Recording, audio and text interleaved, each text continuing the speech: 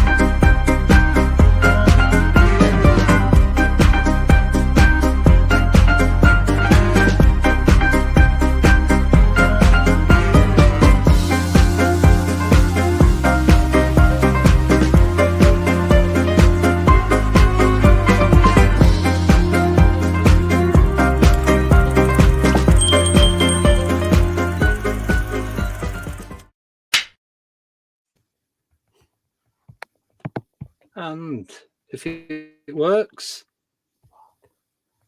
hey man, I'm frozen over here. You're not frozen. I can't. No, it's all good. Yeah, all right. Well, I'm looking at a frozen screen, but we can hear you. I guess we're we live. Can hear you. Wing it. We can see you all animated, and okay, so it's all good. It's all good. All right. Well, I won't try to reset my computer then. How are you guys? Oh, good. Oh, good. Right. So, on the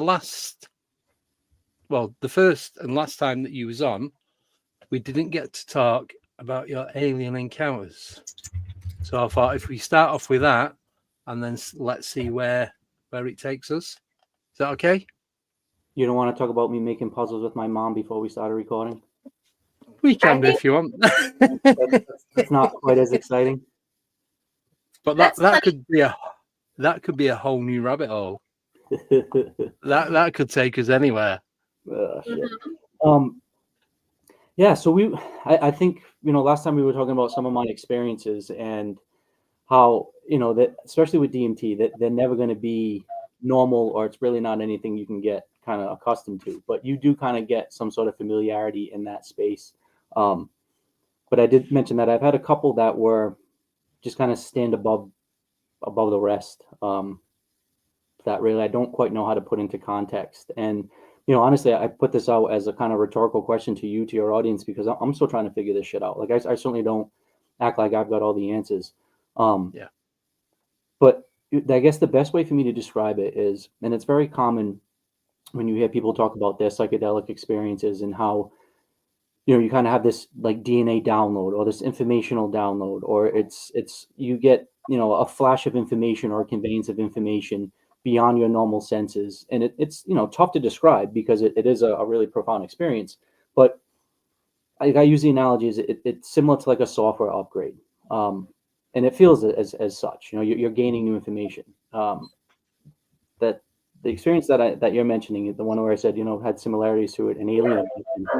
The way I was describing it, using that software analogy, is that this really was like a hardware analogy, where it did feel like something actually was injected or put into my body, that wasn't just like an upgrade,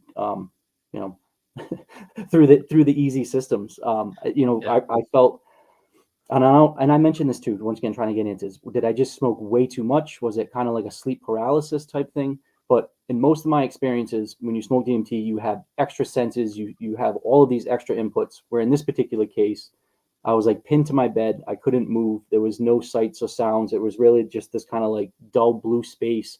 I couldn't move. I couldn't talk. I couldn't do anything. And I felt a very distinct, like warm, like laser feeling that started up through my feet, like scanned up my entire body, went to the top of my head, and then came back and exited my feet. And when I came back to like, you know, lucidity or whatever after the DMT kind of wore off, I'm still have no idea where to put it. But yeah, I was sitting there kind of shook up for a couple of hours, even just kind of trying to put that into context of what just happened, because it was the first time in my life I've ever been restrained and unable to move and felt as though somebody was doing something against my will. So it was kind of unsettling. Yeah. Yeah, well, as you're saying that, you can read the body language of like you reliving it and how you're feeling at the time. So I get that, because it's like same as with Nicole, when we talk about our encounters and that, we relive it. So you're getting a full, what's the word? Evaluation of what happened at that time. But regardless of whether it was DMT or something else, whatever, you still had that encounter. Yeah, whether and it was, you know, physical or mental. I'm sorry, I didn't hear what you said. I said you still had that encounter, regardless of whether it was physical or not. It's still there. But I do believe that these different substances are gateways to opening particular or different dimensions for you to be able to travel. Because as I keep saying, your physical body or your physical self is unable to travel to these different realms because it's just not.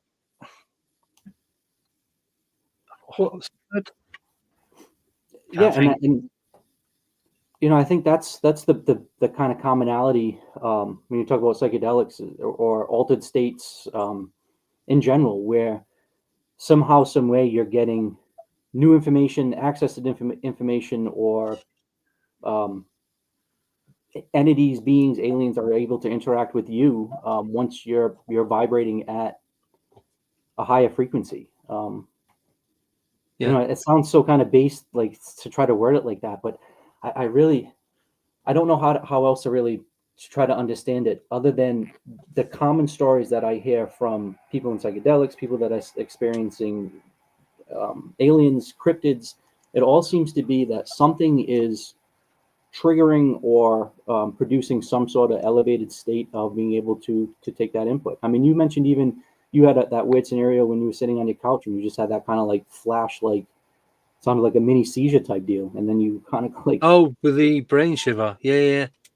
But then you said you came out of it like somehow being able to perceive new or enriched information, and I think that's what happens to people. And like I said, sometimes it can be something horribly traumatic, like a lost loved one, or you know, something, you know, military related, or in my case, like, you know, my issues with my mental health.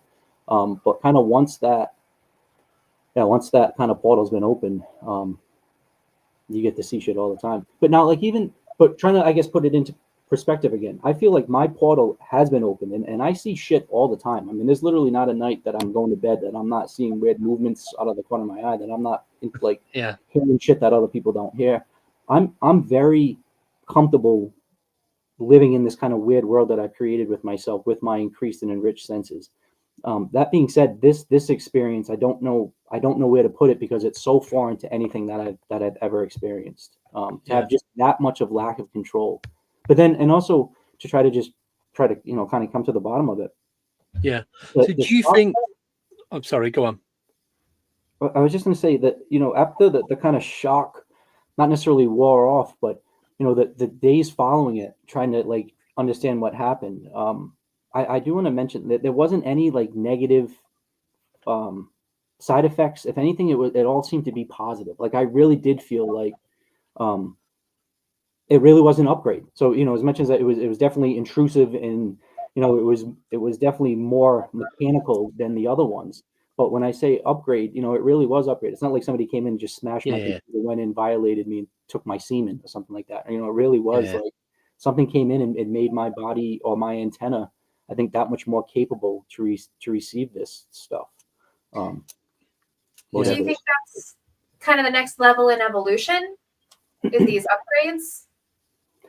I think, and I don't know if it's just the screen that I'm seeing it through, because, you know, subjectively I'm maybe looking for these things, and this is what I'm watching with my podcast and how I'm getting my information.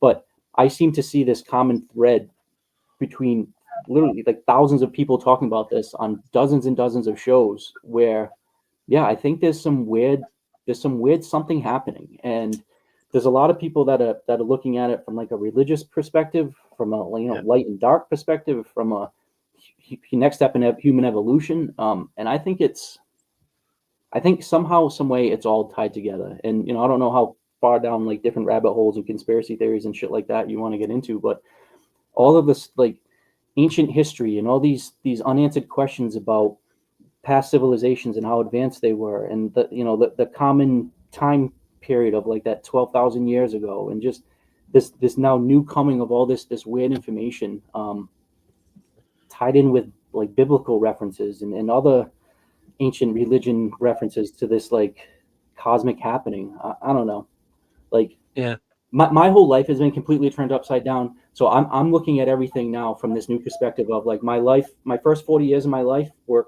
normal, and, you know, kind of, and now I feel like I'm seeing the world in this really fucked up perspective. And I don't know if it's just because my mind is that much now more fucked up, or it's just that the world is that much more fucked up. But it seems like I'm not the only one talking about this stuff. And yeah, something's happening. So do you think through doing that, you've created your own dimension? Because if we as in people that are doing hallucinogenics or whatever they're doing, like ayahuasca and all that, when they're doing that kind of stuff, are they opening themselves to create their own dimension? And they're, I suppose, getting in contact with these ancient beings or ancient humans, because, as you say, when you die, your energy goes back into the source, and you're all part of one. So any of that energy that you've got a direct link to, maybe that's what's coming through into your mind by doing this, and it's opening you up, and you're having some sort of communication with ancient ancestors or something. I don't know. I'm just speculating. I don't think it's so much you're creating a new realm of dimension. I think you're gaining access to it. You know, just like similar to being able to receive TV, you know, waves or radio waves, or I think it's more just us being able to tap into it. And maybe, you know, this is where DMT, I think in particular, is unique amongst the psychedelics, because I think that DMT space, or that DMT realm, is, and I think we talked about this a little bit last time, is just so unique and foreign and so different and so complex, where it's not like you're on shrooms and all of a sudden, you know, your senses start going, and then you see the wall and ceiling start morphing, and then there's some weird shapes happening. But like, you still know that you're experiencing this world just through your, you know, your sights and sounds being whatever affected by shrooms.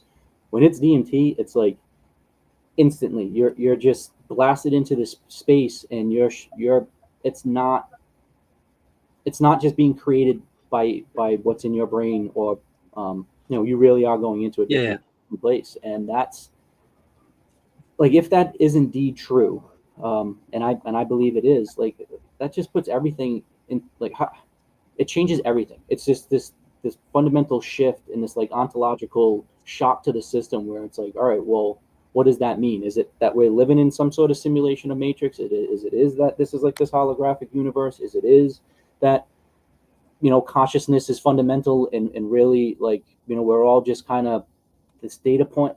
It opens up so many questions, but I think no matter what, and no matter kind of what kind of take you approach it from, it shows or proves that we are way more than our physical bodies, that there is stuff way greater than, you know, even as I'm wearing my Monroe Institute sweatshirt, and that's kind of their slogan, you know, I'm more than my physical body, because that's it can be hard, it can be scary, but it can be such an empowering thing to know, like, wow, I am more than my physical body. And then what does that mean in my day-to-day life? And, yeah, there's a lot of shit out there to explore once you start opening your eyes to it. I mean, maybe just it's really just like simple. If you're driving around your car with your radio off, you're not getting any information or any sensory input. If you then put on the FM radio, you can tune into what station you want. And it's kind of like once you open your brain or your mind or your consciousness to receive a certain channel or frequency, you can kind of almost tap into it at will. And that's the beauty too of meditation, of the endogenously produced DMT. And we talked about this too before, that there's multiple states where you can figure out how to get your body to receive that information. Yeah. So with the radio analogy, do you think that there's different channels that you can go to when using DMT? Like, can you control that at all? Oh, I think absolutely. Now, can you control it? I'd like to think with practice you can get a little bit better with it, but yeah, sometimes it's just you're just kind of thrown in along for the ride. So do you think also? Yeah. I was just going to say, do you think it could also be used as like a shortcut for astral projection, astral travel?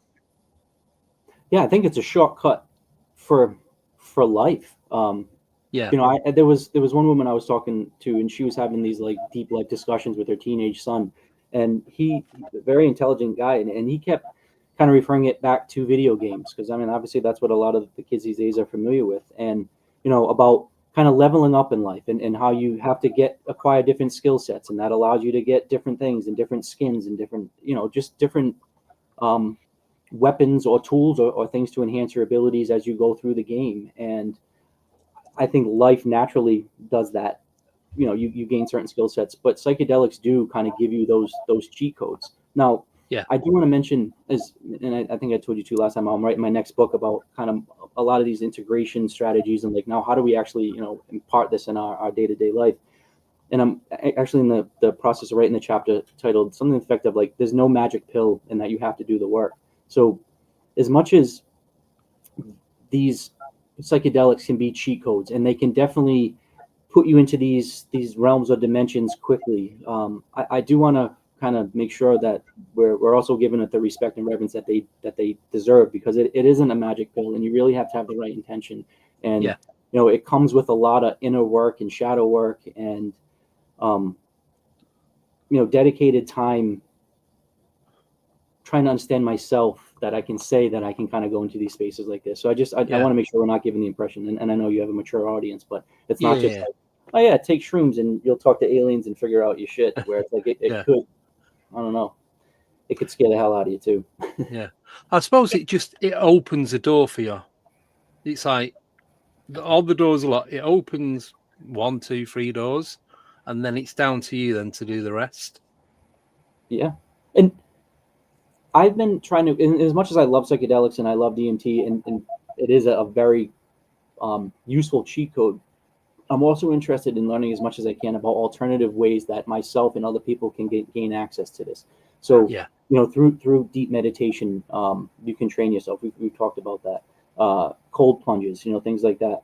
But recently, I listened through the first season of the telepathy tapes. I don't know if you've heard about them or came across them, but it's a woman that does this great documentary, or these series of podcast interviews with nonverbal autistic children and young adults, and how their parents and their teachers basically are communicating with them telepathically, and not just like, oh, hey, I got to go to the bathroom type stuff, but really deep, complex thoughts. And they've been able to use like a combination of these typing pads with these nonverbal people to actually be able, now they have a voice, so to speak. And you listen to that show, and these are young kids that have no ulterior motive. They're not trying to be famous or to sell books or to gain any type of accolades from anybody. They're really just trying to communicate with their parents and their teachers, and for the most wholesome of reasons.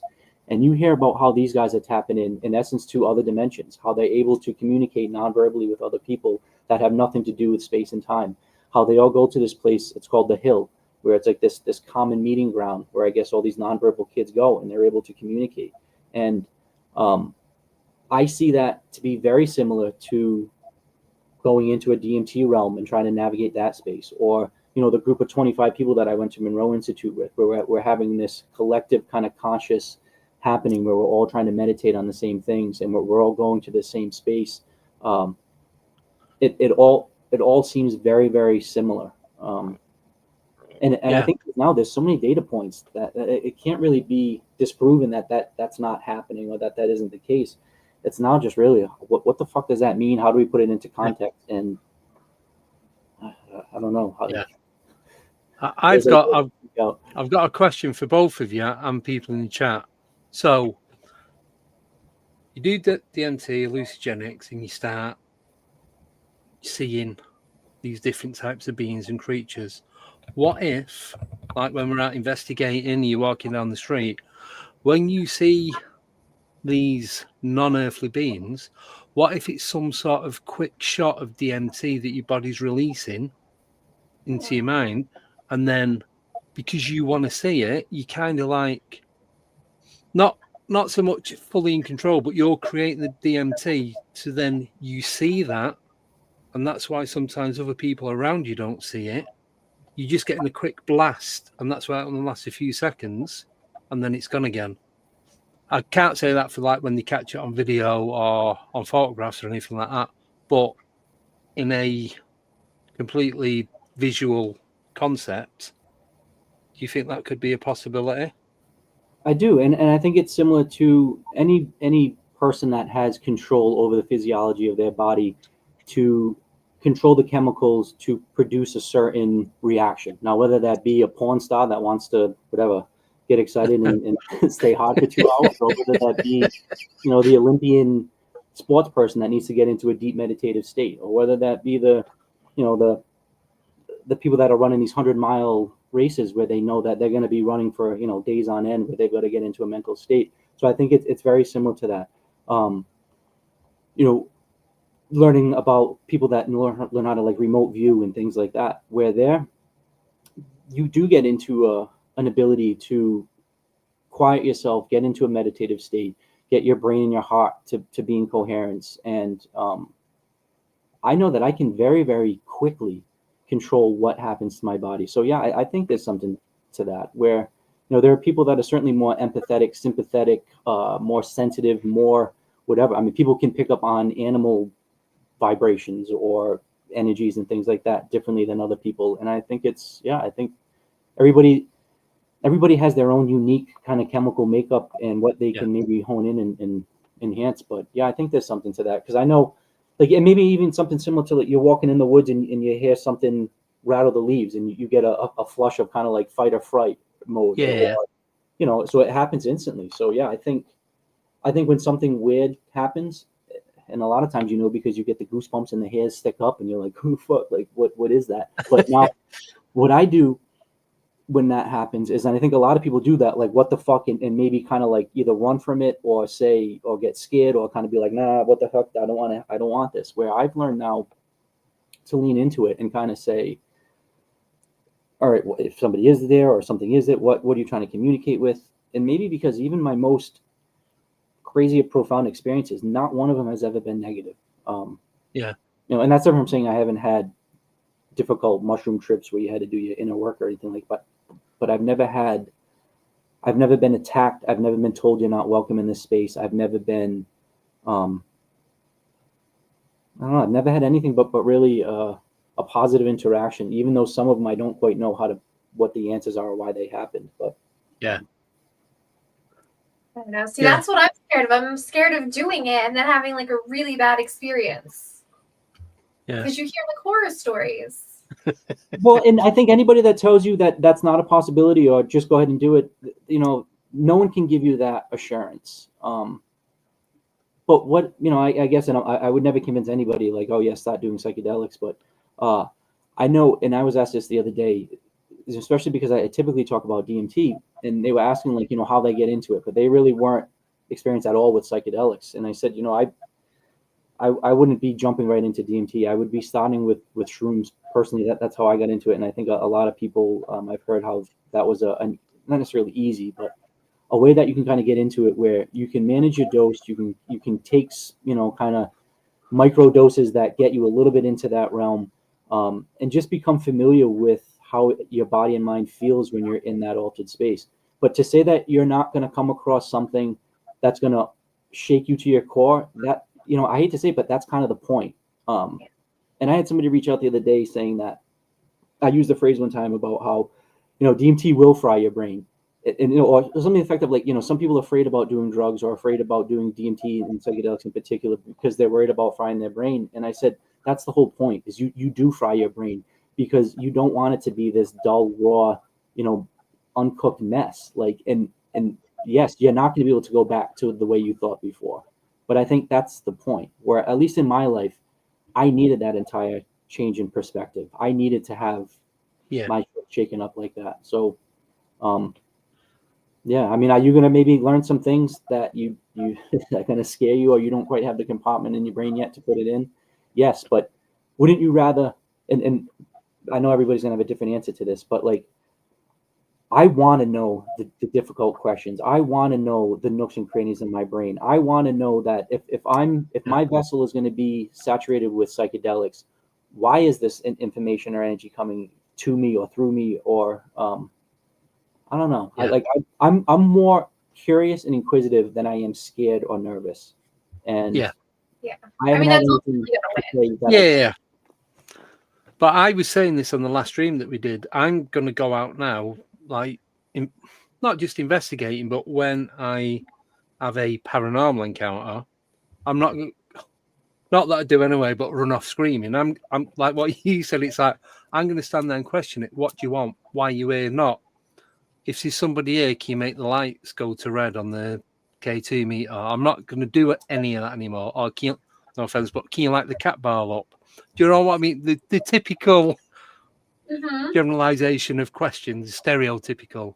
I'm going to be more me, but more out of the box thinking. So it's like, right, you're here now, you're making this noise, you move them leaves, you whatever you're doing. Why are you here? What is it you want? Why are you trying to communicate with me, and then see where it goes?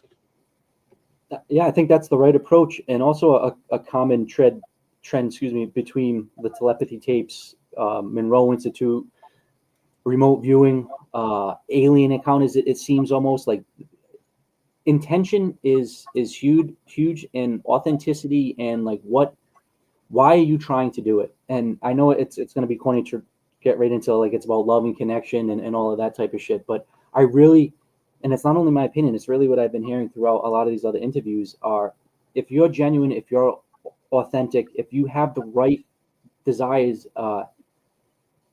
you can't fake it. And maybe that's kind of the beauty of interacting and communicating in other ways that aren't verbal, is that there's no way of bullshitting. So if you're communicating telepathically, you can't lie, you can't deceive. Like it's really, you're getting the full whatever. So like even a lot of these kids, they were saying that there was some, like one of the dads they couldn't talk to because like the dad didn't believe in the kid and kind of still thought the kid was like a stupid kid.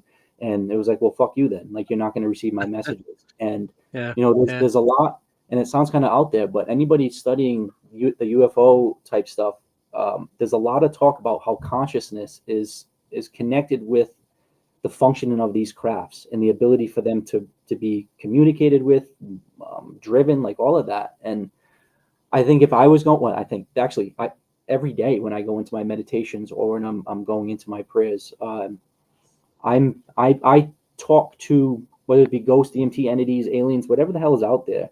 I approach them with humility, with respect, that if I'm honored to be shared any information, please do. But like, you can imagine something that looks foreign or scary to you coming up to you, not even scary, just something that looks unfamiliar, and judging them with fear. Like how shitty that would be. Where I don't want to run from an alien. I don't want to run from a ghost. I don't want to make them feel awkward. Like that's like running from whatever, some ugly person coming up to you. Yeah, you're fucking ugly. Yeah. I mean, like, you lean in and give them a hug. Yeah. But so do it all the time, especially when I look in the mirror. Anyway, but so you're saying about negativity and positivity when you have these encounters. So most of the, other than one, what I kind of like started thinking, shit, this is the end. Everything else has been positive. But at that time, I wasn't in a good place, but it could have been better. So these people that say they have negative encounters, especially when it comes to alien abduction, or I was watching a show before, like Incubus and Succubus and that kind of stuff. I know there's a couple of people in the chat that have had this kind of stuff to them. If they've been in a negative state, whether they've known it or not, will they then perceive to have a negative experience regardless of what they think? Whereas people that are in a positive mindset, then it is all love and light. I'm not saying it is, but it's like it's an individual encounter. So depending on that person's mindset at the time and what they're going through, could that counteract what type of, whether it's negative or positive? Yeah, I think there's two ways of potentially looking at that. Kind of like tuning forks and resonance. Yeah. So if you're putting off a vibratory bubble or a field around you, I really do believe that you do vibrate and interact with and resonate with like or similar things. And I think that, that's not just a theory that can be proven easily with music. But I think that is very applicable to thought patterns. So yes, I think the more you try to put out a certain energy, and once again, corny to say it, but put out the good positive vibes, you're going to get the positive vibes back. So I think, yes, be very intentional about what type of resonant energy and what you're trying to attract in, because I do think that is a powerful thing. But also maybe as like a protective shield, where if you're bogged down with this negative energy and you're bogged down with, I think we used an analogy last time about plaque and just how you can't function fully as a human if you've got all this negative shit bogging you down. I think it's very easy for parasites to take over. I mean, no different from a human body now. That if you've got a properly functioning immune system, you can fight off the flu. If you're sick, then it can take you out. Where, and I'm not a religious person, as much as I've studied kind of, not necessarily like all the world's religions, but I try to study as much as I can about religion, spirituality. So, I'm not naive to think that everything is just good and positive, and, just think about whatever, roses and unicorns and puppies before you do shrooms and everything's going to be good, or that, that there isn't some fear of opening these portals, so to speak, and having access to negative, whether it be demonic, whether it be evil, but like you said, whether it be a spiritual or religious sense. I'm not naive to think that can't happen. I think there's going to be negative in that space, just like there's negative in this space. But again, do the best you can to protect yourself against that. Like honestly, like I'm not fearful of walking down the streets of any inner city. I'm not fearful of walking into whatever, a college dorm. I'm not like there's no place that I'm worried about working in on this planet. Maybe that's just because I've been through so much shit, but similar in that space where, and it's not so much like a cockiness, like, oh, whatever, I've got this place figured out. It's like, whatever, I'm here to explore. And I know what I can protect myself against. And I guess somebody, as like Nicole's talking about potentially getting into a psychedelic space, as much as I'm saying shrooms are a nice way to get into it, even a 2 or 3 gram dose of shrooms, you're going to be into that for several hours. So, if you're having a bad experience, sometimes it can feel like forever coming out of it. Where with DMT, I think like the therapeutic value of being able to blast in and out in 6-7 minutes is huge, because you can get so much value and you can heal so many like wounds quickly, but you can also do some amazing psychedelic explorations in these realms and see some crazy shit, knowing that physically you would be back to normal in 7-8 minutes. And that, like, that's very comforting for me. Especially if you have somebody there holding space with you. And I think that's important too, is to have somebody that you can trust to kind of be there with you, where, shit hits the fan, that whatever, somebody can kind of calm you down a bit. Well, that's me doomed. What's that? Doing it on my own. Side note, Adam, I'm gonna need you to say portal like 20 more times during the show. Yeah. Well, can you sign it and then do a disclaimer or something? What, portal? Well, so actually, I'm assuming you busted my chops about my accent. I just did a show, podcast interview, the Third Eye Drops, which actually, this is an awesome story. When I went to Monroe, the host of Third Eye Drops, which is this like really popular American podcast, he was my roommate. So we got along amazingly well. He had me on a couple of weeks ago, and like we had this awesome interview. But I kept saying about how, that we're one with absolute intelligence, that we're one with source. And I kept, trying to say source, but it kept coming out as sauce, like, like barbecue sauce. But then I said multiple times how, we're one with sauce, we're part of sauce. But saying part, I was trying to say part, P-A-R-T, but it kept coming out like I was saying pot. So there's so many people busting my balls being like, what the fuck is this guy talking about? That he's, one with sauce, he's a pot of sauce. And like somebody wrote in Texas being like, this is the most Texan thing ever, that like you're one with sauce. Yeah, so I was thinking that'd be like a good t-shirt or a good meme or something saying that you're one pot sauce. Or a pot of sauce. Yeah. I love that. You need to make t-shirts because that's funny. Well, I'm thinking like, with all of this deep intellectual shit that I'm trying to like put out there, it's like, imagine if that's what actually took off, is me saying fucking pot of sauce, like let alone crying my eyes out trying to help people, not kill themselves. It's talking about pot of sauce that'll do it. But it's whatever it takes to get people in to hear your message. Well, let's see. That, and actually, and not that I'm saying it in any kind of bragging way, but it's just crazy how things can happen. I mean, you're a podcast guy. Obviously, you're looking at numbers. That interview in like the first week had like 60,000 views. So, Wow. It goes from like showing up to this place, not knowing anybody, to befriending 25 people and then leaving with, being good friends with this highly successful podcast guy, and then going on and now having, right now it's up to like, I think like 75,000 views, which again is, I'm not saying that like, oh shit, I made it, but it is nice to know that hopefully the message is going to keep getting traction. No, we'll see what happens. Yeah. Yeah, I need some of that sauce parting up because I need it for this channel. Fuck. All it takes is one. That's what I'm saying. Like, what do we need to do to do it viral on here? Like, I don't know. Do I need to show a nipple or something? Or, you could if you want. I don't know which way it's going to go, but I don't know. This is going to be like the peeing on trees things. I'm going to leave that to you guys. When I was listening to that, hey, no. I was just thinking about that. I'm like, people must be listening to this. Like, these guys just went on a 3-minute rant about peeing on trees and about how great it is. But there were so many people nodding, being like, yeah, that's exactly what I'd be doing. You know what? You actually started people peeing on trees in the UK. Not me personally, because I've not been out on investigation since we last spoke. But I have. I know where I can pee. Cannons and buildings. Gettysburg. Don't pee on the cannons. Yeah, no. When you come over here, definitely let me know, because that's a half-day drive for me. So I'll go there. Yeah. I'm coming over. I'm booking my flights tomorrow. I've got my hotel booked. I've got my visa. I've just got. You got me picking them up at the airport. Got my chauffeur.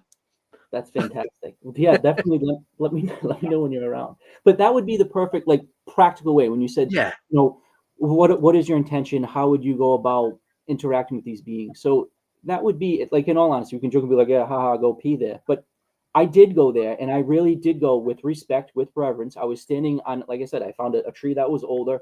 I kind of asked like permission to be here, that I'm not coming disrespecting the land, disrespecting the national park. I was there with full reverence. I'm a big fan of everything that happened. Not a big fan of war, but like a history buff. I kind of asked with respect, hey, I'm gonna hang my junk here and pee. But then also saying, if there is anybody here that has any energy that they can share with me, please do. In that particular case, I didn't have any like weird interactions, but I think you're way more open to having something connect with you with that type of energy. Well, because you're leaving physical energy. Yeah, I think it's maybe not, bring it back to an earthly 3D realm.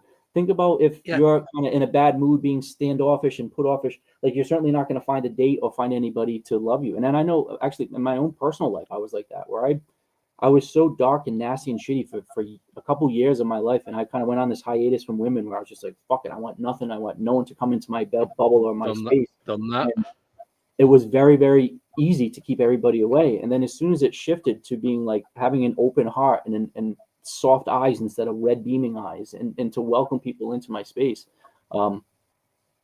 it's amazing how much love you get when you're looking for love. So did you, sorry, just quick question, because I did that for 3 years. I just pretty much cut everything off. But did you notice when you looked at your eyes, obviously in a mirror, that there was at the time of that not going anywhere, doing anything, that you couldn't see any life inside the eyes? even worse, actually. Oh, And well, because I got into a little bit of this on that other podcast I was talking about, and the guy was like, "Oh, there's going to be comments saying that you were possessed by demons." And what, I do feel like I was in a very, very long period of my life where I had, I think, not only proverbial but literal monsters kind of on my back. And so the surface answer or short answer is yes. There's a lot of emotion and energy conveyed through anybody's eyes, and I would say especially mine. And there was a cloudiness, a lack of connection, a disconnect, like the lights weren't on type deal, that you could clearly see. And maybe it was more just sadness and despondence and disconnection. But the culmination of the darkest part of my life was I was on the road for several weeks. Once again, a lot of thinking, and I ended up in Vegas. And my parents had a timeshare. So they got me a room for a week, and they were like, "Listen, just go there, and this way you're off the streets, you have a place to stay." And I remember being in that hotel room, really trying to face my shit. And fuck, I haven't talked about this ever. When I looked in the mirror, man, my fucking eyes were red. Like, you okay? Like red. Like, really, like, I mean, you could tell that there were monsters in me, that they were through me, and they were pulsing through me. And I looked at myself for the first time, and I was like, what the fuck? Like, where are my pretty blue eyes? Like, where is this handsome, this guy that has always been there? And it was a fucking monster looking at me back in the mirror. Yeah. And that was when I really, like, I got kind of pissed, and I basically called them by name. I was like, fuck you. Like, you're not taking me over. And not to say that was the night that everything switched. I mean, and I can tell you that the day that actually did happen. But I remember that time looking in the mirror being like, oh, wow, this is why I got the restraining order against me. This is why I lost three long-term relationships. This is why these women said they couldn't be around me. This is why when I threatened to kill that guy where I lost my job, where everybody knew how serious it was, because it was like, fuck, it wasn't just me looking through him. It was that red eye flash of whatever. So, I know maybe that's a long answer to that question, but that look in my eyes was something that humbled me to my core. But now I can also say, and I just mentioned this the other day, how because of those experiences, I am not afraid of any man, any woman, any situation, any outcome. I'm not afraid of being shot, stabbed. I'm not afraid of death. I'm not afraid of pain. I'm not afraid of getting cancer. Believe me, I don't wish any of those things upon myself. Yeah. I know the most nastiest thing, or the only thing that could really crush me and bring me down, I've already battled it. I've already faced it, and I looked in the fucking mirror, and it's me. But I also know that I am the beauty and light that can overpower that, and that was a very powerful lesson that's come out of all of this, is that once you decide to take the power back, once you say fuck you, like, you can have your voice, you can be part of my psyche or part of my energy, or I may not be able to expel you fully, but I am not going to let you run this ship anymore.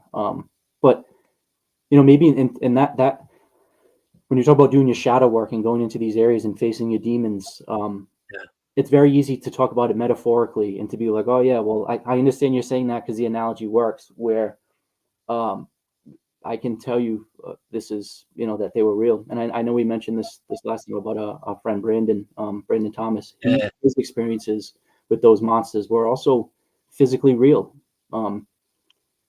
Not just some shadow think that you're like really fucking there. So all the more reason to empower yourself with the right energies, with the right people, with the right intentions, with the right powers, because maybe just like those radio waves or TV waves that are always there and they're never going to go away, those dark energies and those forces are always there too. So you need to make sure that you're your radio receiver, so to speak, is able to handle it or ain't able to shut it down as needed. Yeah.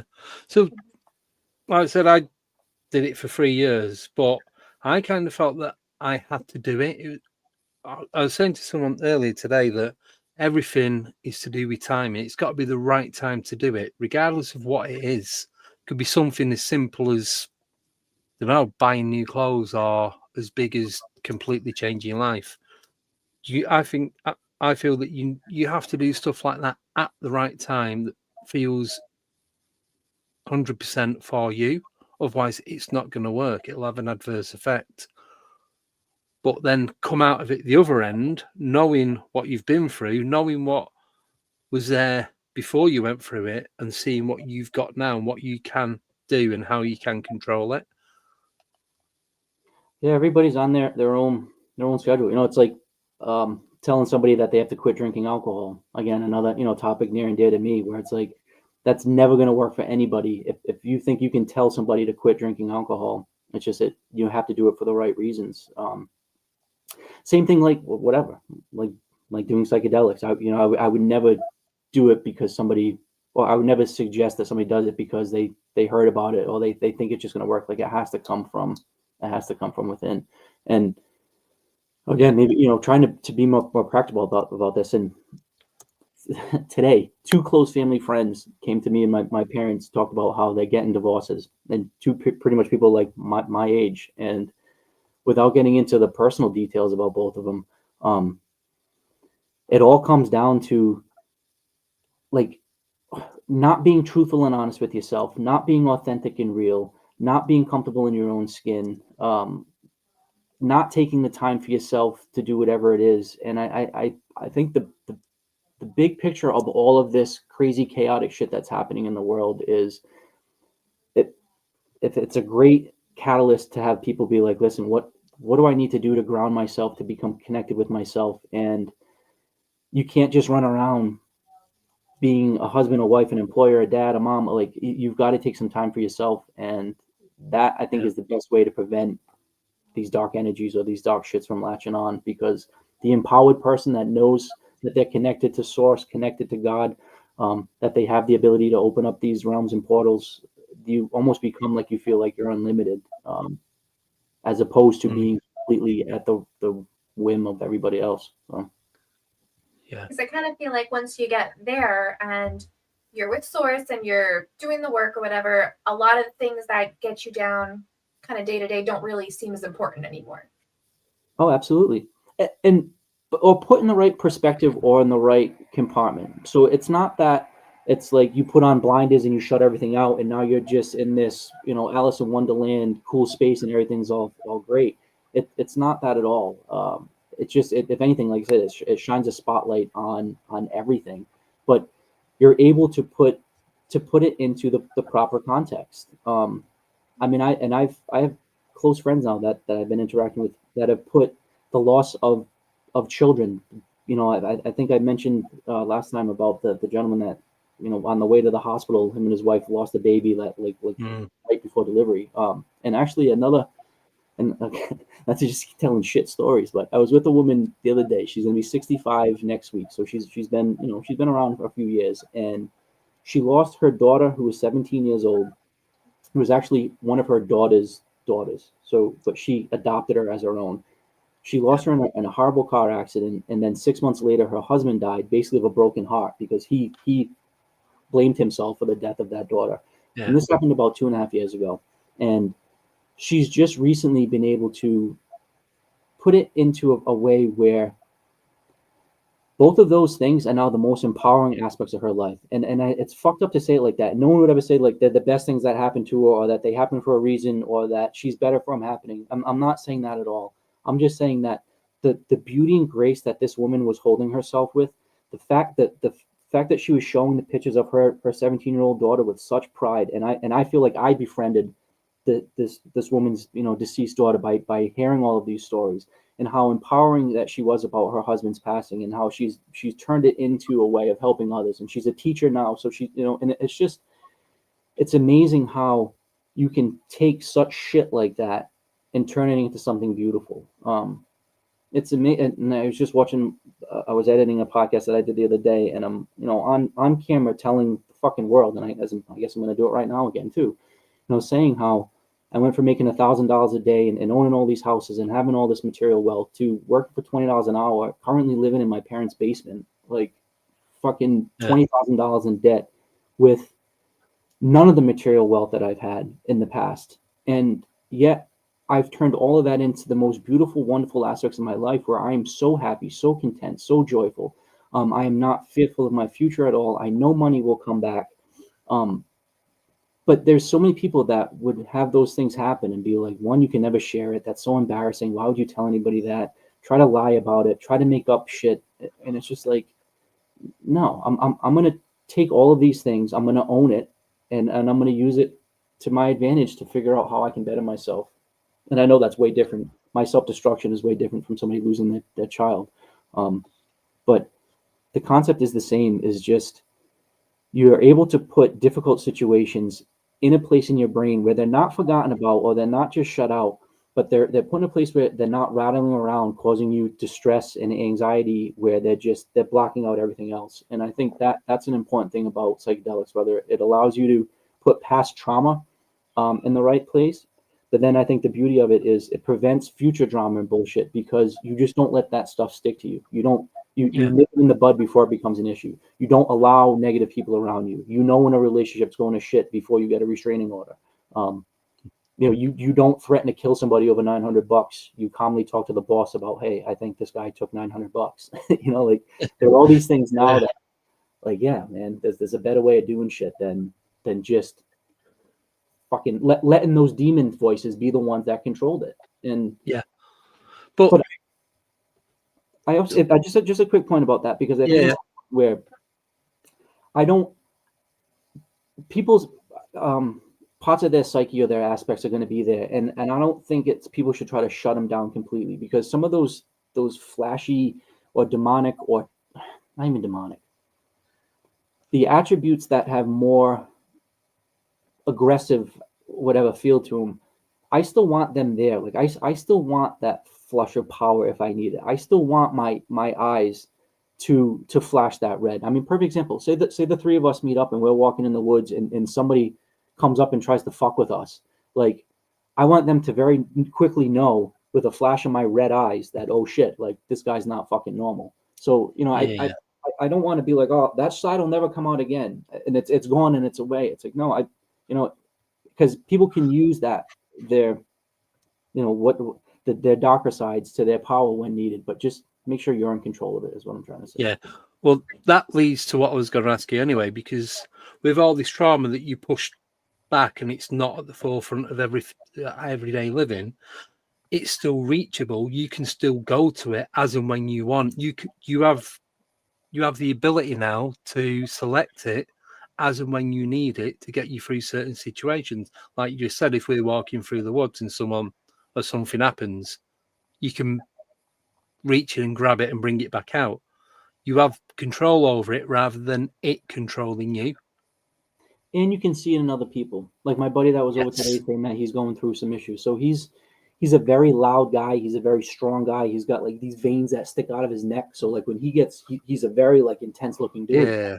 And as he was telling the story, I told him, I'm like, are you talking with that level of aggression? And if you're telling me you're pointing at this woman saying like, fuck you, and saying some like aggressive stuff towards her, I'm like, think about how horrifically scary that is to anybody. As a grown-ass man, that would be scary, let alone, this woman who's supposed to be your best friend and wife. Like you can't fucking like look at people like that. You can't talk to you like that. But for 40 years of my life, or for 20 years of my adult life, that's exactly how I communicated. That's exactly why 3 long-term relationships of mine went to shit, because was the guy screaming, pointing in their face with my veins in my head bulging out. And like, until you can kind of take a 1,000-foot view and see that not only in yourself, but in other people. So I guess to your point, like, yeah, you can use it to your advantage too, because you can see it in other people. And then you can say, hey, listen, don't do what I did, which is lose 3 women because you're screaming in their face. Like, don't scream in anybody's face.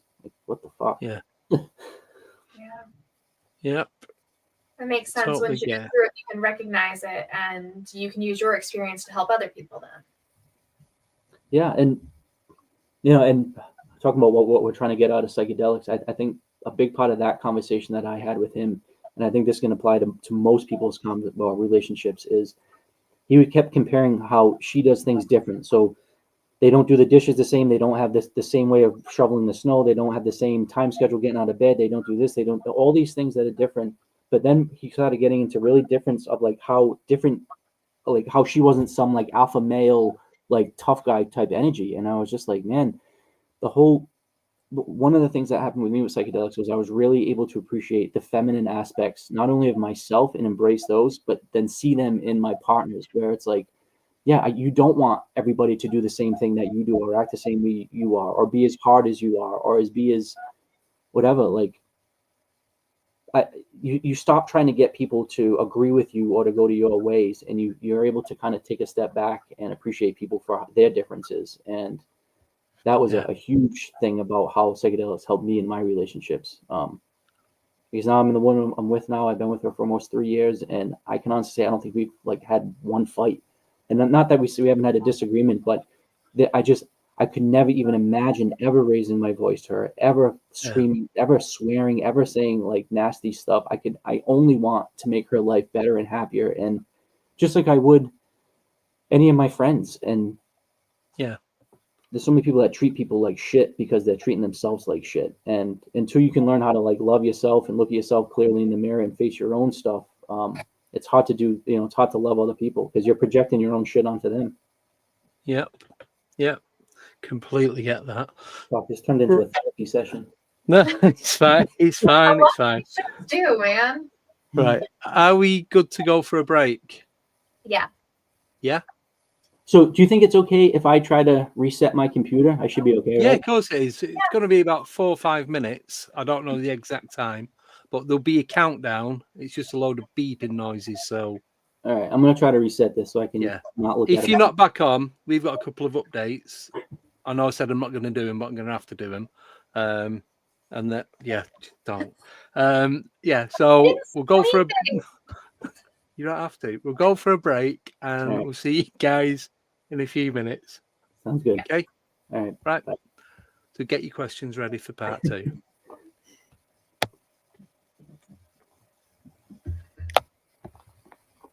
If it plays. Otherwise, you're just going to hear Andy hitting buttons.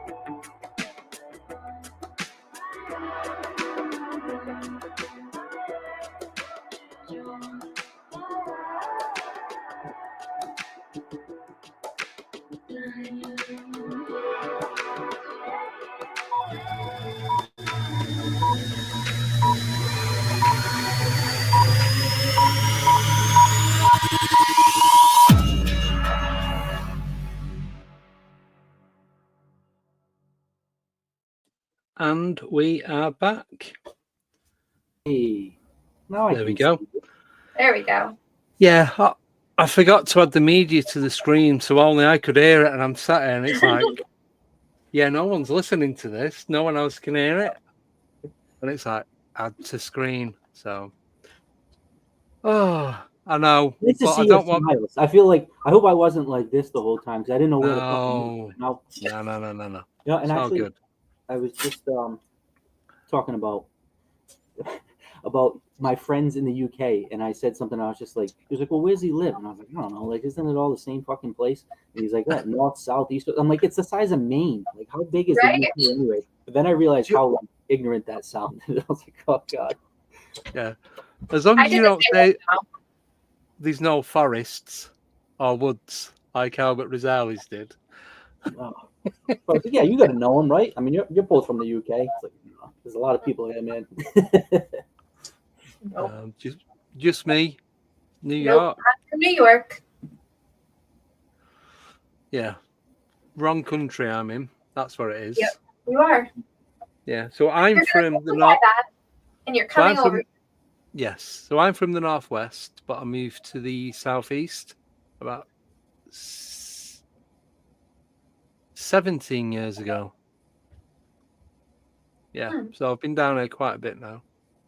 Well, he was from the UK. He was actually Paul from Perceptions Today. He's got a podcast like back in the day that he started, and he's hoping we can get it back up together. But yeah, he's a valuable resource of some great information. Do you know whereabouts in the UK he is?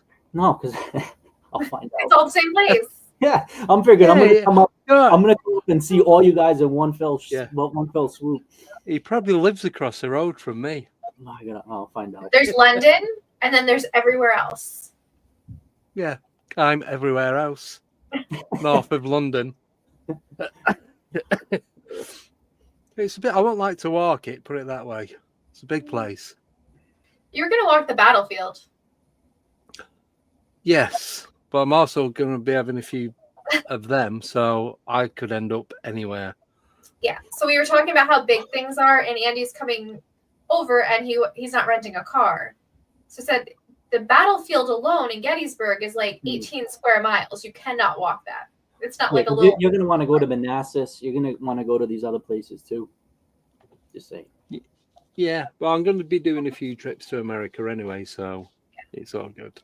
Whatever. I'll come pick you up. We'll smoke a couple joints and we'll go pee on trees. Oh, go on then. There's an offer you can't refuse. Yeah. But Pee on trees with Adam Butler. Yeah. What a dream come true. But if I Sounds get like a good arrested, show. if I get arrested, I'm giving Baby with a Laser's name and address. Why don't you just give Albert's? Oh yeah. No, because they'll know. What, you live there as well? So Albert Rosales was on the show Wednesday. Was it Wednesday? Last week. Last week. Last week, yeah. And he's talking about how his wife just was giving out his address in Walmart. Yeah. Now it's a joke that everybody has his address. Well, isn't it her address too, or is it like an ex-wife? Oh no. She was going away. She was going on holiday for a few days. So she gives his address. She's giving it. That's great. And then, but he did a podcast, like a radio show or something, and they give his address out. Someone contacted them and go, "Yeah, we'll give you his address." Yeah. Well, I live in my parents' house, so if you contact me, you'll see my mom at the front door. How fun that'll be. No, it's Well, all I good. heard your mom's really good at puzzles, so it could be fun. She is. Yes. Yeah. There you go. You know, and kind of on a serious note though, like about joking about, do we talk about aliens or puzzles? But I think even that is kind of maybe potentially related, because we all got to find our way to quiet our minds, and whether it be puzzles or walks in the woods. For me, I found it's a nice way to kind of like whatever disconnect for a bit. So Yeah, when it's you say almost like puzzle, meditative. Like you just repetitive action, do the puzzle, meditate. Some people do those like diamond painting things, like just a way to calm your mind. It's a good break from my writing too. You know, I'll write for a couple hours and then go do that. Yeah. Way better than just pounding back, shots of bourbon. Yeah. So when you say puzzle, do you mean like jigsaw puzzle or puzzle? Yeah. Puzzle. 1,000-piece normal $15 Amazon puzzle. We love them. Wow. Nice. See, I used to do them with my mum.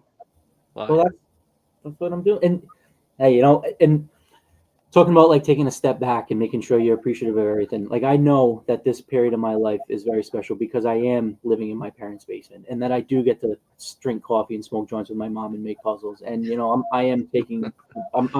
I know how lucky and fortunate I am to be here right now doing this, and that I'm sure there'll be a time in my future where I'll be looking back at this stuff fondly. So again, it's putting it all in the right perspective.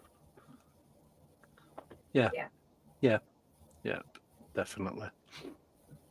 So the second book, how far are you through it?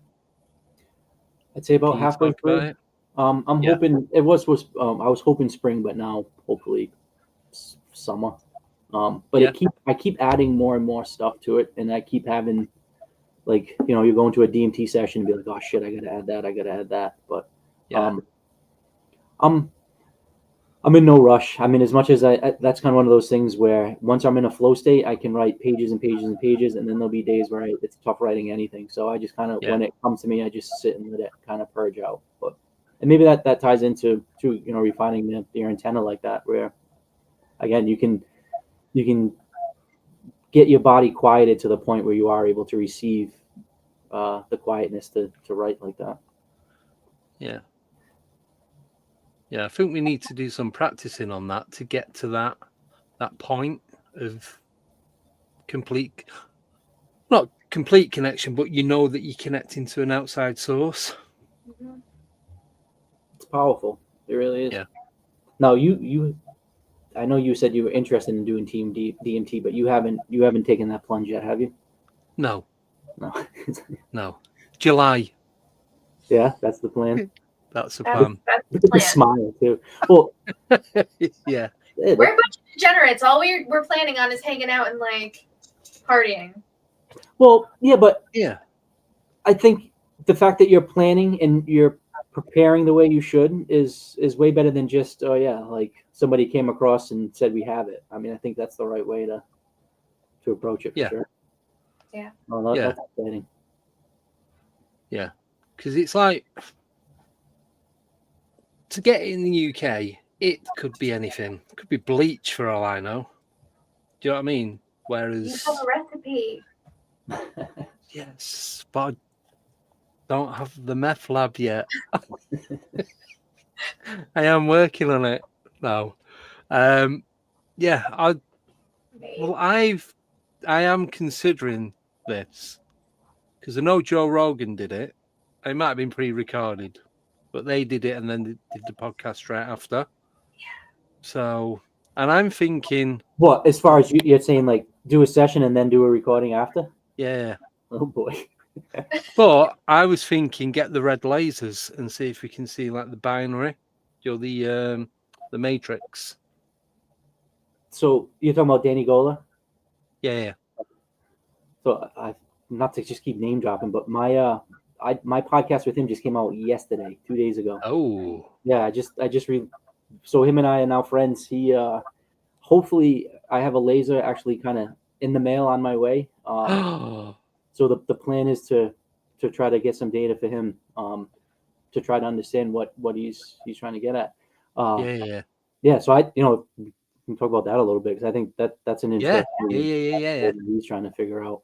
So I guess anybody that isn't familiar with what we're talking about, Danny Gola, he has a podcast called Dan Go Thoughts, but probably most importantly, he's doing a movie or documentary on what he found while looking at the reflection or refraction, I guess you'd say it, of the laser against the wall. And long story short, I guess it's like this running code that kind of looks like matrixy style, like code rain of all these like different symbols. And apparently everybody's kind of seeing the same thing, but that it's not necessarily embedded in the code, but that, embedded in the laser, but that the laser is just kind of like giving you access to see it. That combined with your brain vibrating at the right wavelengths of DMT, and it just sounds like, I guess it again, if this is true, then that means there's something greater than there's some fabric of reality that we're not privy to that right now, and I'm very interested to see where all this is going because there's a lot of now interested minds, scientific minds, people that are coming at it from a bunch of different perspectives, and yeah, I'm excited as fuck to get my data points on it. So we'll see. Yeah. That's really interesting to see, like, definitely. Because the codes or whatever, is that indicating that simulation, like computer codes? Like, what kind of codes are we looking at? So he'll be the first to tell you that he doesn't know. But we were talking about the DMT realm and the DMT space and how unique and separate it is than anything else we've experienced. Even other psychedelics or other elevated states. That DMT space is so just specific. It's so, there's so many data points compressed in this tiny little space. It seems like. But we were talking about like insectoid beings and DMT entities that are like mantis-like, and he just matter of fact he was like, oh yeah, they're the management of that realm, and I was like, oh, that comports exactly to what my experiences are, because like when I have these interactions with these like insectoid type things, they always are showing me how to use my body properly, how to breathe properly, how to pulse my blood properly, how like they're showing you how like this realm is working. But I think that the laser or what he's showing is that, like, well, what are they the management of? What space is this? Like, what is being controlled and manipulated? And like I said, I know it's not coming from my brain or from anybody else's brain. It's you're entering something that's there. And so is the code, the code, in my opinion, what people aren't seeing like entities, or that it's not giving you like an access or a portal to jump right into it. It's just showing that there's some matrix of fabric that's underlying that we live in. Because the matrix that we live in is full of some other stuff. Because everything's made up of patterns as well. So what if the code is just a pattern of the fabric that creates everything? Yeah, well, that's I don't know. There's a lot of intelligent minds that are talking about like the simulation theory, or that that it is kind of like. And in that interview that I was talking about, him and I were talking about, he had a good rant about how he considers consciousness, or not considers consciousness as software, but that like we are able to get these software and hardware upgrades, that we are able to kind of move through this kind of matrix or this other reality, because we're not, like, yes, we're separate entities, and we're a small portion of this whole, but you're able to move through it all, and it's just a matter of getting whatever new skins, an upgrade, a cheat code, and you're able to see some of the back of the house stuff. Yeah. But yeah, I also, I saw another person do an interview about like the UFO disclosure, and people kind of just saying, like, well, why don't they just do full disclosure? Why don't we just, like, what would people need to know that it's real? Do you need some alien craft to land on the White House floor? Or then even the conversation about like ghosts, or angels. What would happen if you could actually prove that to people? And I think there's a lot to be said about whether it be disclosing full UFO stuff or disclosing that there's angels and gods. It's going to blow people's minds, and I don't think it's going to be easy to take, even if it's a positive, like, oh yeah, there is heaven, there is God, there is whatever, however people perceive that. Yeah. And I think that's why 2025 or there's this heightened state of like buzz where I feel like there's going to be a huge increase of information that's going to be indisputable, that's going to blow people's minds. And I don't know if it's going to be from a religious point of view, a psychedelic point of view, an alien point of view. I don't know, but I think there's going to be more people that hear my stories and be like, oh shit, I've seen the same thing, as opposed to that guy's a fucking whack job. It's just crazy because when so many people are experiencing the same thing, how can you say that, oh, your mind created it, or it's not real? If that many people all separately don't know each other, have the same experiences. Right. And such diverse groups, from the autistic nonverbal kids to whatever, to the Civil War enthusiasts that are going to Gettysburg that are saying, no, we see the same surgeon doctor that's walking around that building right at 2 a.m. every morning or whatever. It's like, well, I don't know. Are all these people, to your point, it's not just one person's subjective hallucination or, brain being fucked up. So the only explanation I can think of is everyone and everything is linked. Yeah. If they're all seeing the same thing or same sort of thing, and maybe just in real time too. Like, no species stays the same. Now, whether you're a believer in Darwinian evolution or whatever, whatever your take on that, we're constantly in this dynamic movement and flux. So I don't think it's that naive of us to think, well, maybe we are evolving as a human species, or maybe we're even diverging as a human species. Maybe there are people that are able to be more in tune or enlightened, or can get their antennas to vibrate higher, and maybe there are some that can't. But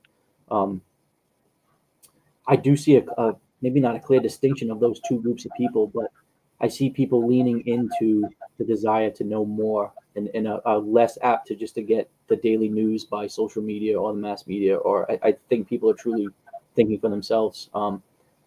And it seems to be a very diverse group of like people in the 60s and 70s. Like I've been approached by a lot of people that are asking me for their help and guidance getting into psychedelics, and very like, not late stage, but really older people. And it's like that to me is that means that whatever they've been doing for their entire life hasn't been satisfactory, and they're not getting the answers that they want, and that they're seeking something more. And I think that's a positive thing when we're seeing that in the older generation as well as in the young, because I think everybody's just fed up with society's shit. Yeah. So on the point of like shared, experiences in the DMT realm, have you ever encountered another person in the DMT realm? No. But I'm very interested in trying to do something like that, like trying to coordinate and see if you can combine in that space. But maybe to add to that, question, and I think maybe where I think there's relevance to explore it too.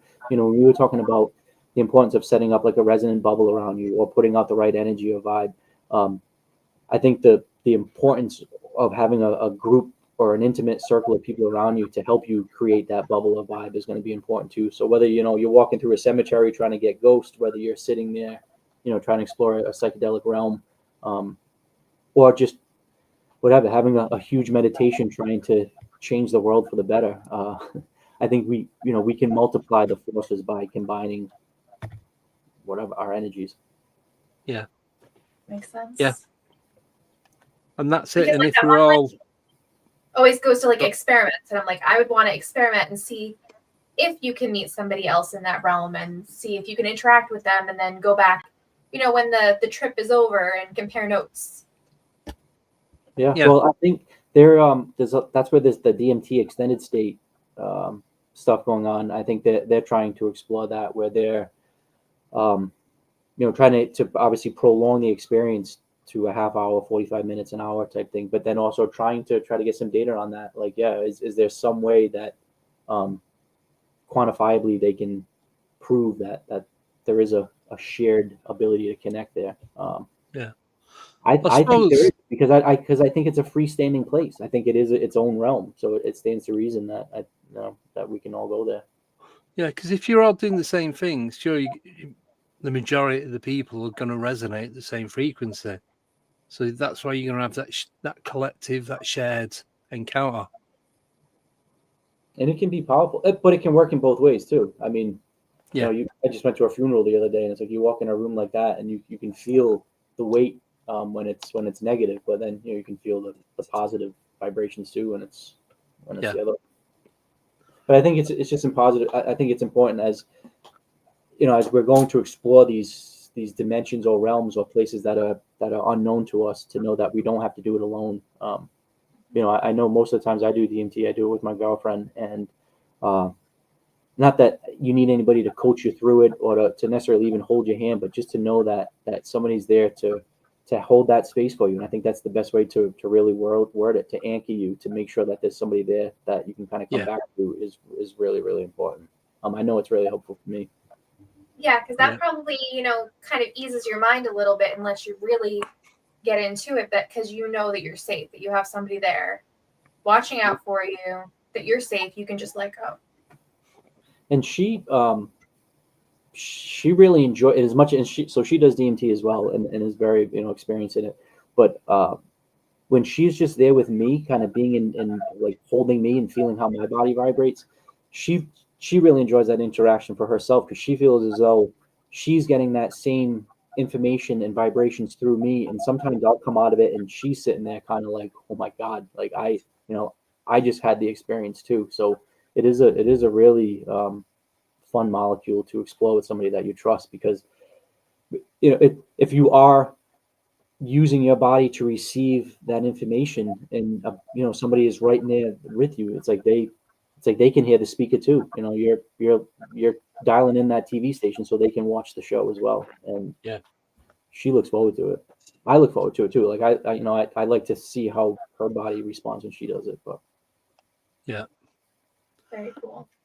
It is. It is. Still, I'm in the wrong country because just for every reason possible. Start working on your lab. Oh, I know. I need to do something. And again, never tell anybody to stop breaking laws, but the beauty though is you don't need a lab or quote unquote meth lab. No. I mean, literally a single hot plate. You need to boil 1 pot of water. That's really the biggest thing that you need. It's nothing. Yeah. And then you have as much of it that will last for pretty much ever. Yeah, I think I mentioned $200 will make you a lifetime supply. And I guess kind of be careful on what I share, but like I've made it a couple times, and I've like I don't know if I ever like need to make it again, even, because it's just like you have one or 2 batches is enough. Yeah. For a lot to share with people, and a lot, but it's like that's the beauty of it too, is a little goes a really, really long way. And it's not anything you'll ever get addicted to. It's not something that you're like, oh yeah, I'm gonna come home and rush to your DMT pipe. That in my opinion, that'll never happen. It's always so freaking crazy. Cool. We have a lot of questions. We do. Do you want to start them? So I'm ready. Yeah, whatever. Am I allowed to take a bull hit on camera when you're live? Or is that frowned upon? Go on. Dr. Wu did Not it. And really. It's tobacco. This is a tobacco pipe. Yeah, that's fine. yeah. The mic All right. covered it anyway. Totally fine. Yeah. Don't know Yeah. what you're talking about.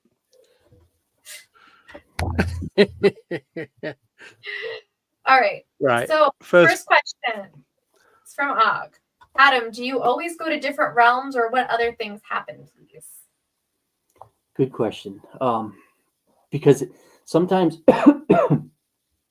sometimes it really is just like you're sitting in a 3D IMAX and it's sights and sounds, and it's just a stimulating experience. And I would say most times it's that, where it's, you know, the spinning mandala shapes and the cool sights and sounds and everything.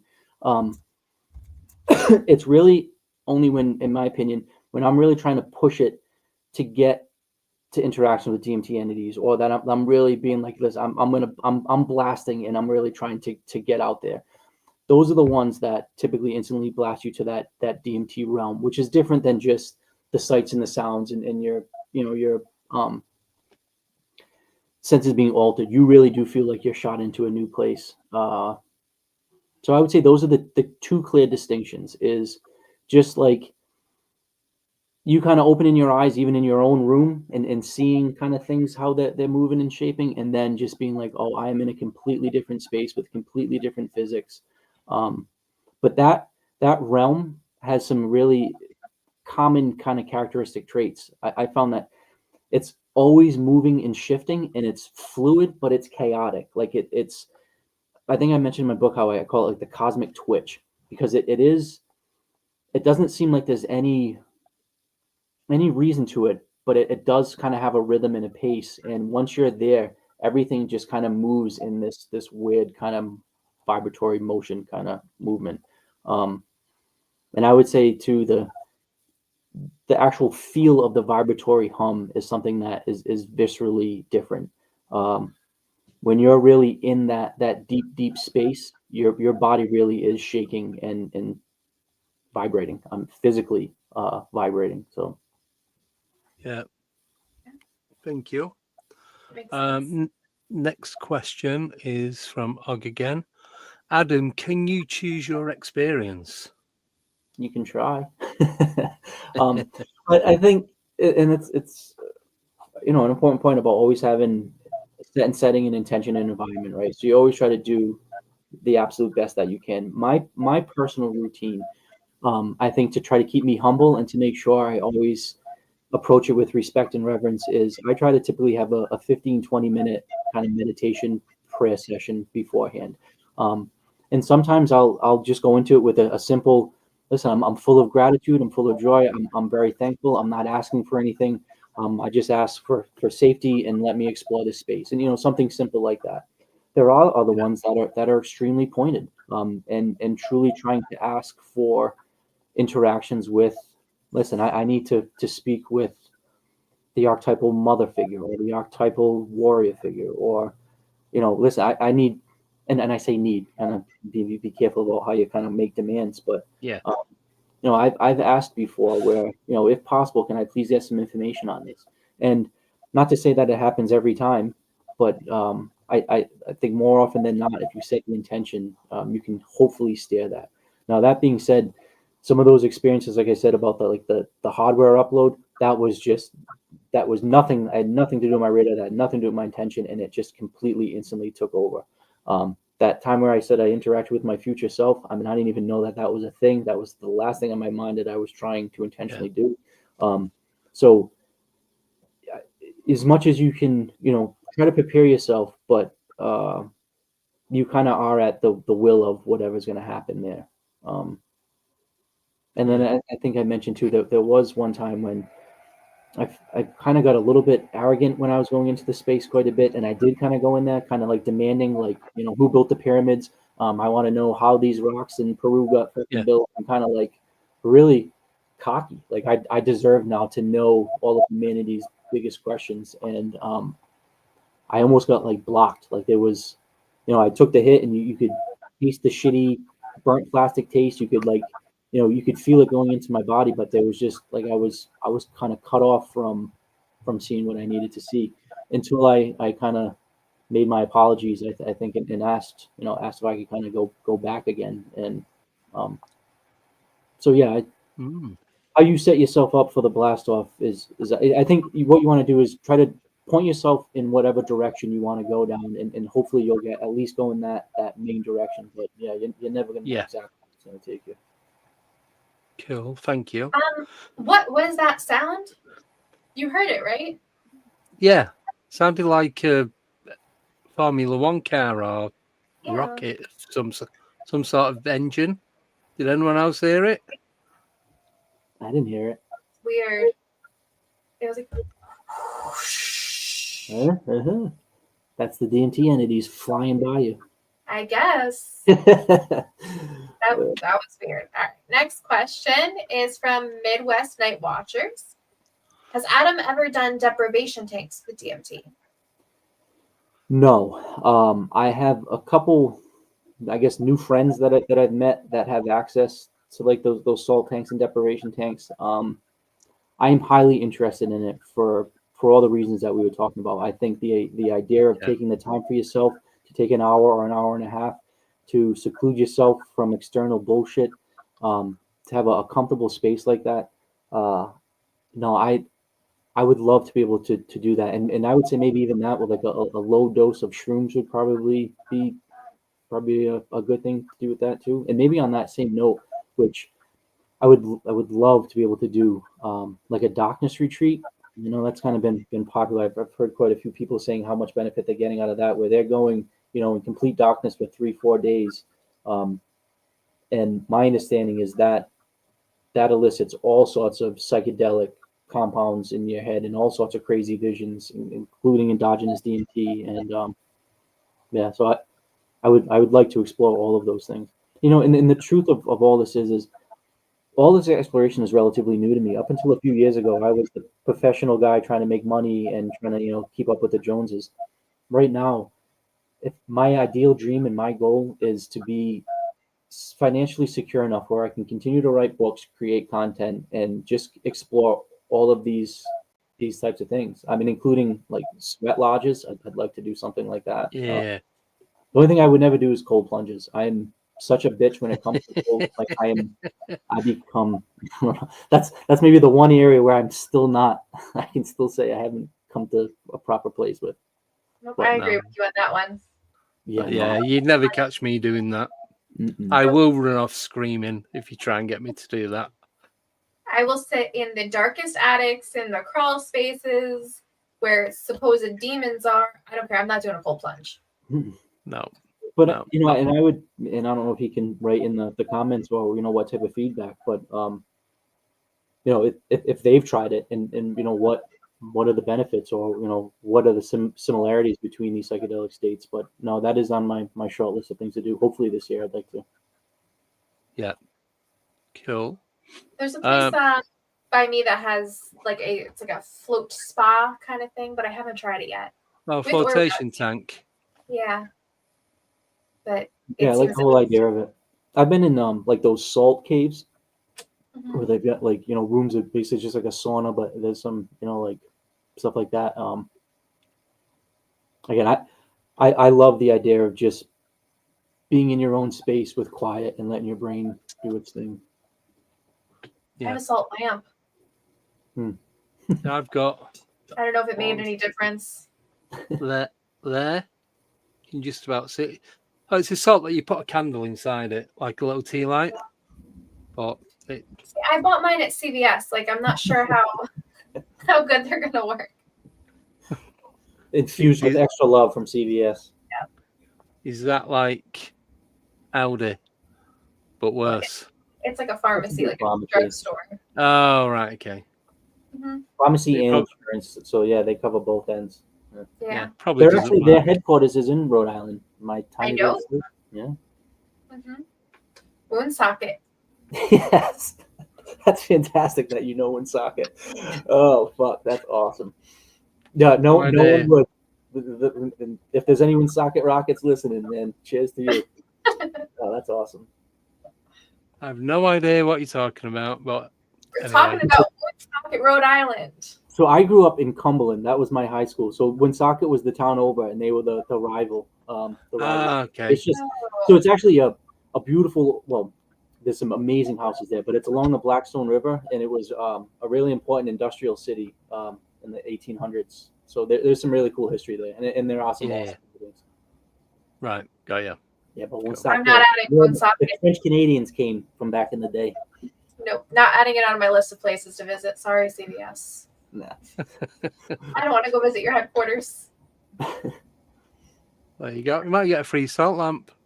Maybe. Or 10. You might not as well. Next question, Andy. You want to do that one?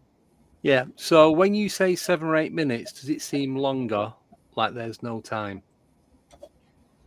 Yeah. I'd say that also depends on how far deep you're into it. Mm-hmm. You know, if you're kind of microdosing it, and you know, like if me and my girlfriend are having a meditative experience and we're trying to still interact with one another, you're pretty aware of how the time, you know, goes by. But when you blast off into those deeper spaces, yeah, it is. Sometimes it seems like you're there for a very, very, very long time, and then sometimes it's like you're back and you don't. It's like you just left. I do. Yeah. You know, one time I came back, and I just remember having all of these like connective thoughts happen, and I feel like almost like a lifetime of like unanswered questions get answered. And I remember coming out of it being like, wow, I just had as much sensory input from 8 years of college in eight minutes, and you know, really feeling it like that. So. You know, on the clock it's only 8 minutes, but how do you to convey or to condense that much experiential input of what I considered 8 years of college? You know, so it is a weird thing to try to get a hold of. But for the most part, yeah, no, you do lose track of time. But I would say it's just as similar as anybody that's experienced being in a creative flow state, whether it be artistically or with music, where, you know, or even in meditation when you get deep, where 15 minutes, you're in it 15 minutes, what seems like it, but it's 2 hours, or, you know, you just get lost in thought. So I think it's similar to that, where you're thinking about so many other things than perception of time that you almost just, it becomes such an insignificant part of what you're experiencing.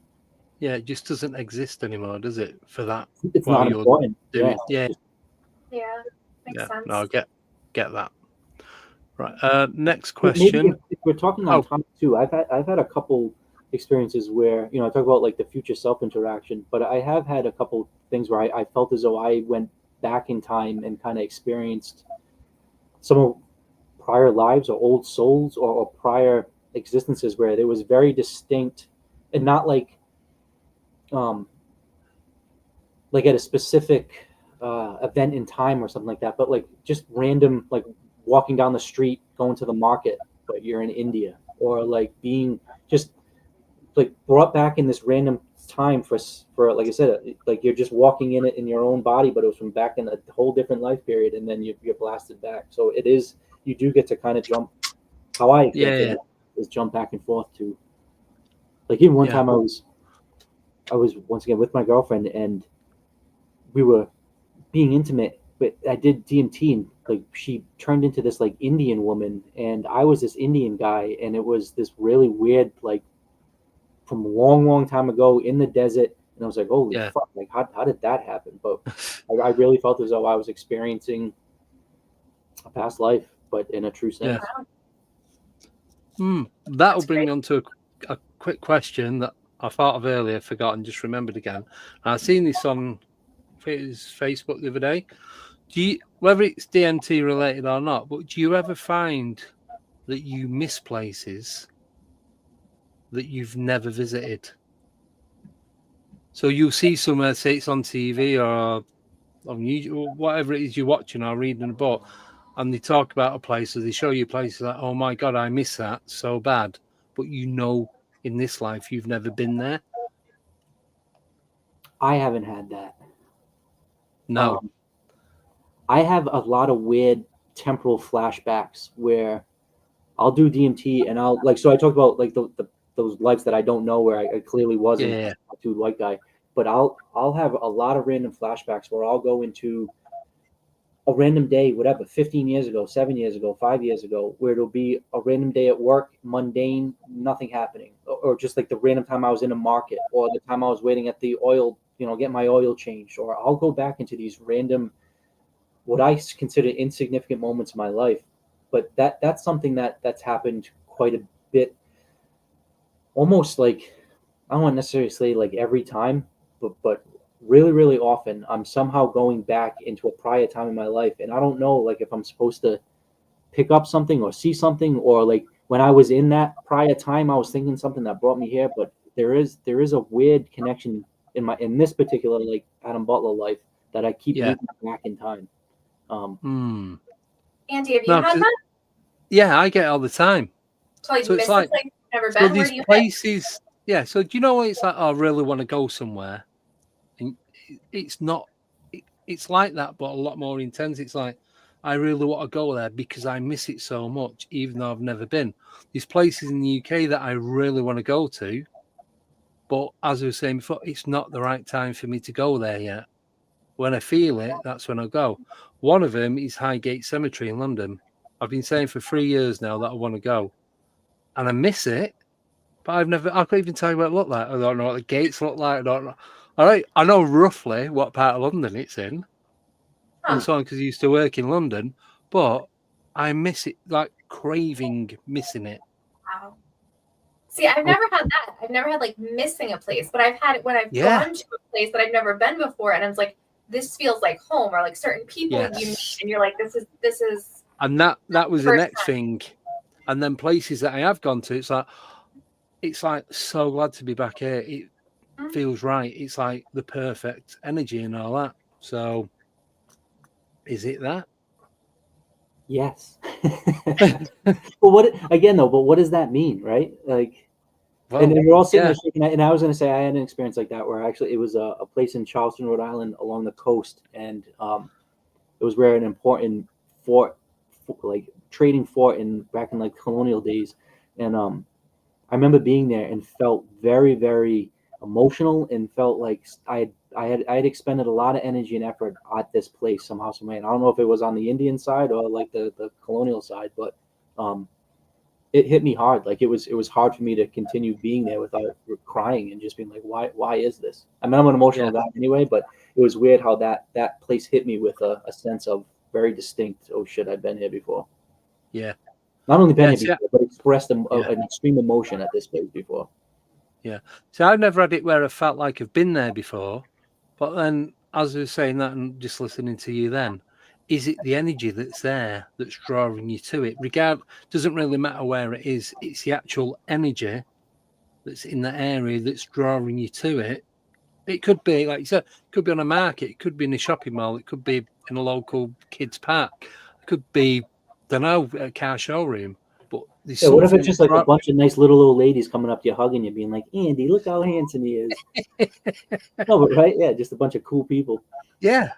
But it's like, it's just, is it the energy that's drawing you, or is it to do with the place and energy, or just the place? I suppose it could be a combination of all of that. Well, maybe Nicole would be the one to answer this too, right? Is what about the negative part of that? Like, can you go into places where you instantly feel like, oh fuck, like I need to get out of here. This is not good for me. Bad stuff's happened here. Yeah. But I feel like a lot of that, or like places where I go, is like residual spirit energy, being like, this is bad things have happened, not my own experience. Yeah, but I get that with people as well. If I go into a room, what doesn't matter where I am, certain people, whether I know them or not, and you can just feel the negativity on them, and it's like, nah, because just the thought of having to speak to them is making me angry. It does.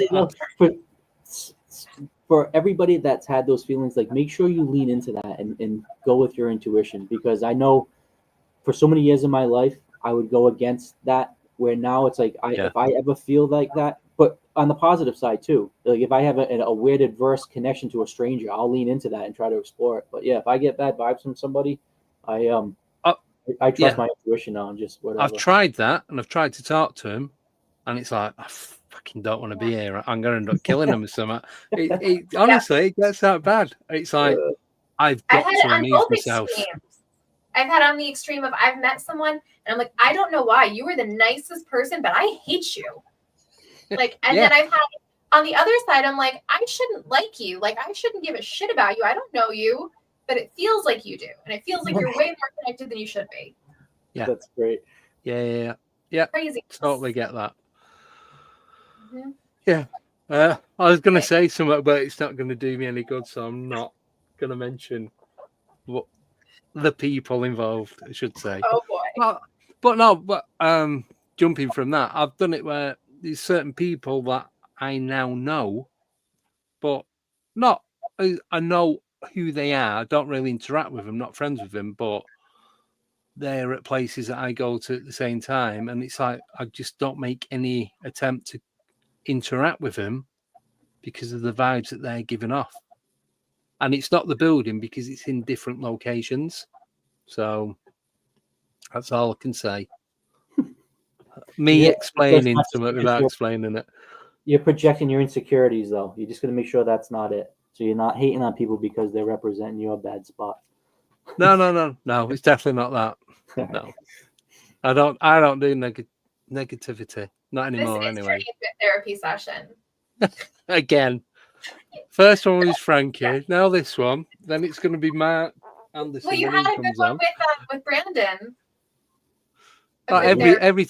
Every time he comes on, we meditate and we have a moment before we go live, and we do all the calming chakra stuff and what have you. So yeah, and he tells us off for being incorrect with our wording and negative towards ourselves, which you probably know that anyway.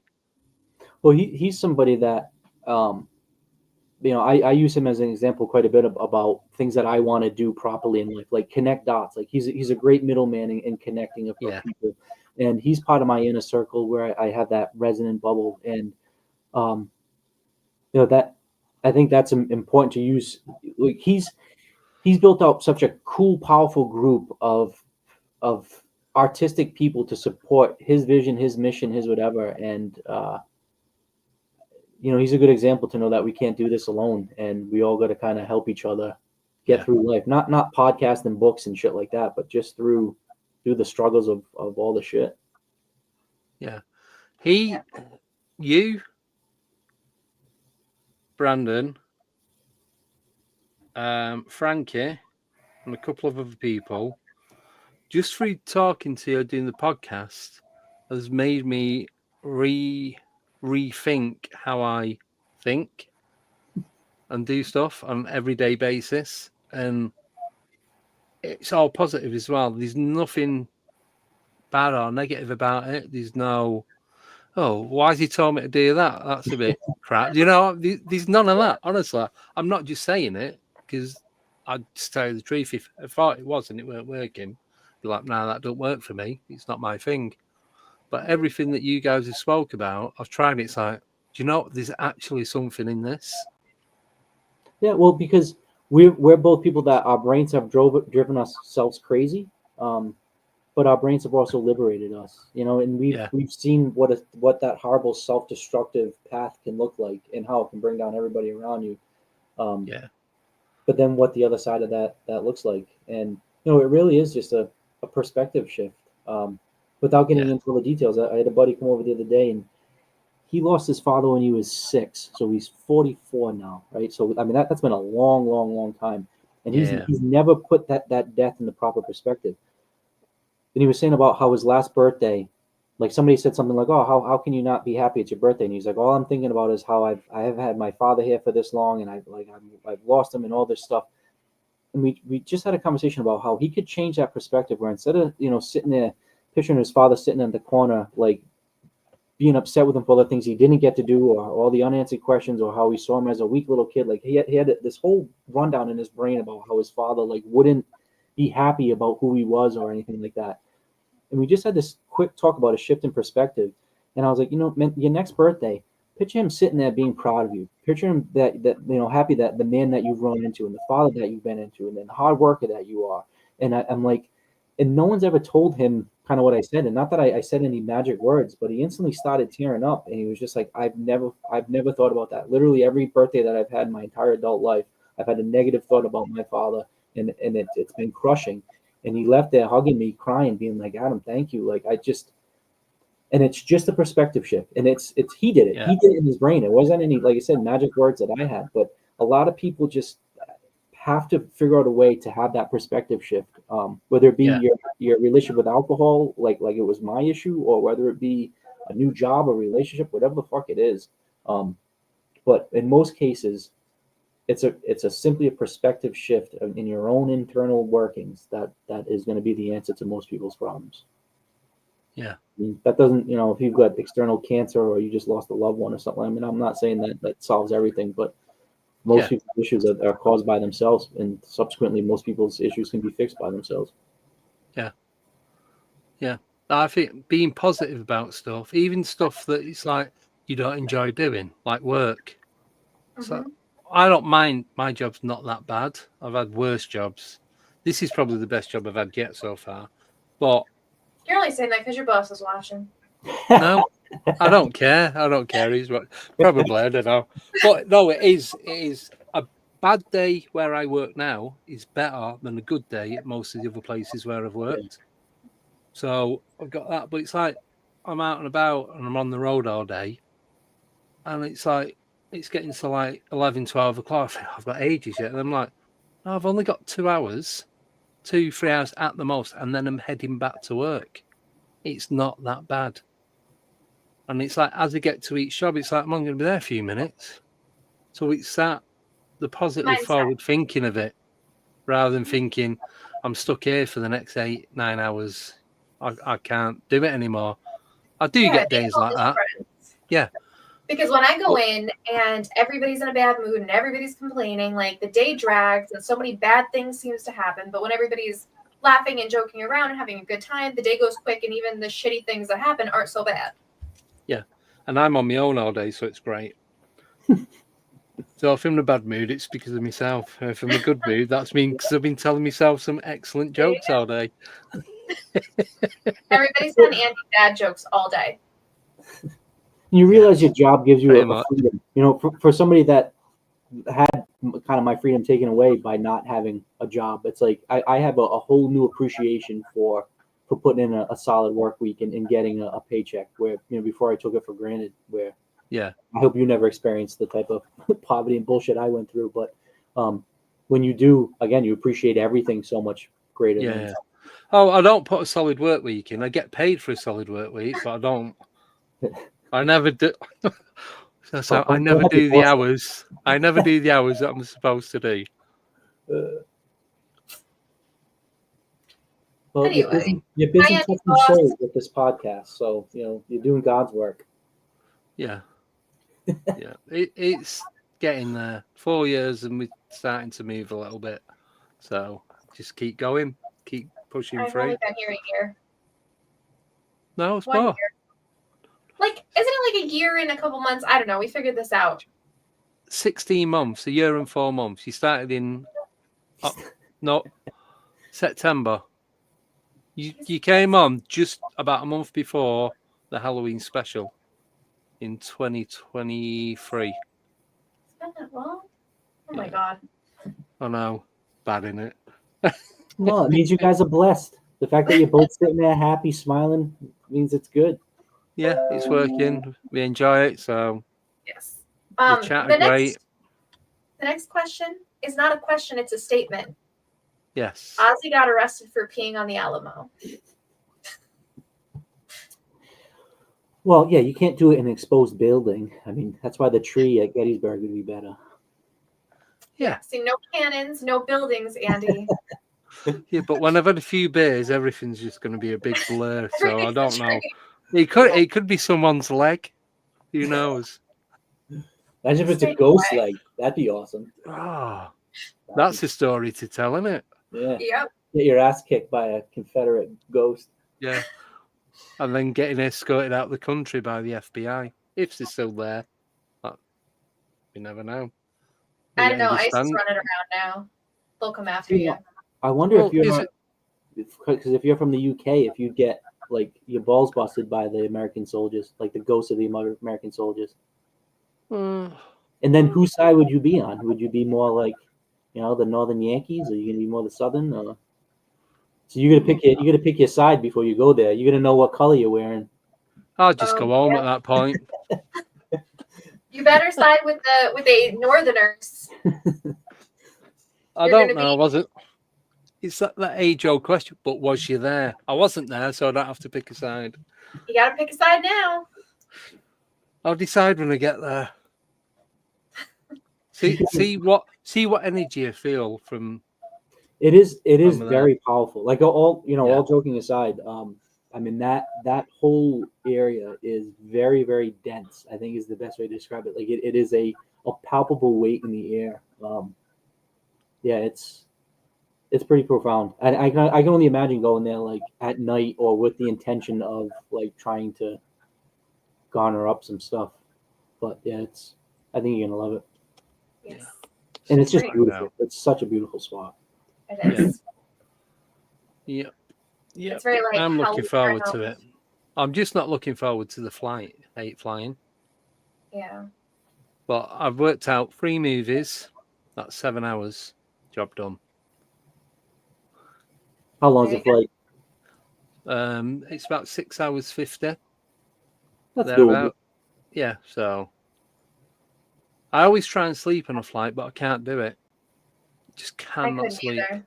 No, so I just Too many people around. iPad, headphones, watch a movie, get engrossed, and then forget about it. So There you go. yeah, that's all I've got. Right, we've got 3 minutes left and 3 questions. Can we do 1 a minute? Well, the one we already kind of talked about. Can you travel through time and see past lives? So we kind of we've done that. Yeah. Right, so next one from Gerald is there any laws or universal rules while you are in the DMT state?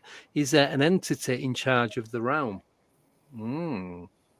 I think the only rule that I saw was that, like I said, when I went in there with a little bit of cockiness and that kind of smug arrogance, and didn't give it that respect, I think it was just kind of like what, maybe a stupid analogy, but like walking into like a dojo and not taking off your shoes, or like walking into a church with your hat on, or like it was just kind of like, I think the rules are to know that you're going into a place that deserves some kind of whatever respect or admiration to it.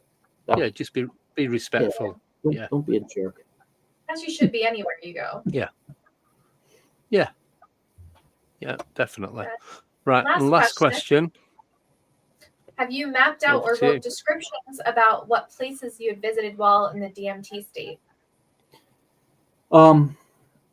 Not like in a published paper or anything like that. I've kind of gone back and forth about, do I describe some of my sessions and my trip reports, and do I try to like come up with some, kind of my own little map? I guess the short answer is no, I haven't. The honest answer is I really know I need to journal more, and I really want to try to get not only with my DMT sessions, but like my dreams and my lucid dream states, to try to figure out what exactly is happening here. Because there does seem to be like a building effect, like you're building on the foundation of prior sessions. So I think it would be helpful to catalog that.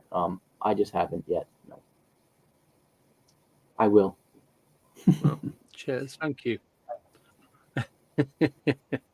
Yes, and I think we do definitely need to meet up while I'm over in the US and Yes. hang out for a while, because I'm flying on the Wednesday and coming back either the Sunday or the Monday, so just depending on the flights and what, because I've been looking at the flights. It's like I fly from one airport, but then coming back and go to another airport. So if I drive and leave my car there, how am I going to get from one airport to the other to get my car? It just doesn't make sense. Yeah. You just have to rent from the same company, and then you can pick it up at one airport and bring it to the next. But Andy doesn't want to drive on the wrong side of the road. No. No, I wouldn't even get out the car park. You'll figure it out. It's fine. So I don't We'll want make it. to take any chances. Yeah. So, all right, thank you, Adam, so much again for coming on. Absolute pleasure. Oh, you're welcome. As always.